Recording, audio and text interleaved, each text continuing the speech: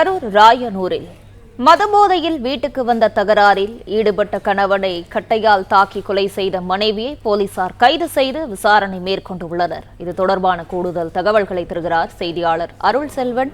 அருள்செல்வன், வணக்கம். இது குறித்தான கூடுதல் விவரங்களை வழங்கலாம். வணக்கம்.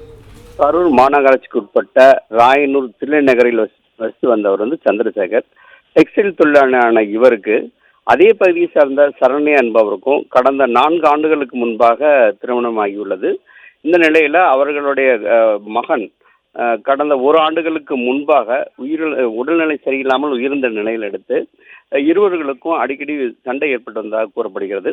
இந்த நிலையில் நேற்று இரவு சந்திரசேகர் மதுபோதையில் நள்ளிரவில் வீட்டுக்கு வந்துள்ளார். அப்போது சரண்யாவிற்கும் சந்திரசேகருக்கும் பிரச்சனை ஏற்பட்டு தகராறு ஏற்பட்டதாக சொல்லப்படுகிறது. அப்போது அங்கு கிடந்த கட்டையால், மூங்கில் கட்டையால் எடுத்து சரண்யா சந்திரசேகரை தலையில் தாக்கியதில் நிலைகுலைந்து கீழே விழுந்த அவரை அக்கம்பக்கத்தினரும் சரண்யாவும் மீட்டு அருகில் இருக்கக்கூடிய அரசு மருத்துவக் கல்லூரி மருத்துவமனைக்கு 108 ஆம்புலன்ஸ் மூலம் அழைத்து சென்றுள்ளனர்.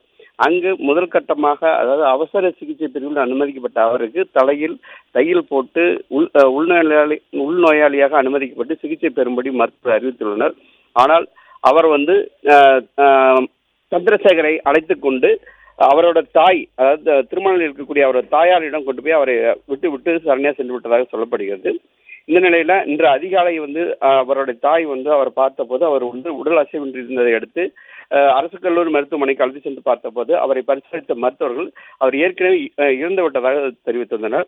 இது தொடர்பாக சந்திரசேகரின் தந்தை கொடுத்த புகாரின் அடிப்படையில் மனைவி சரண்யாவை கைது செய்த தாந்தனிமலை காவல்நிலைய போலீசார் விசாரணை மேற்கொண்டு வருகின்றனர்.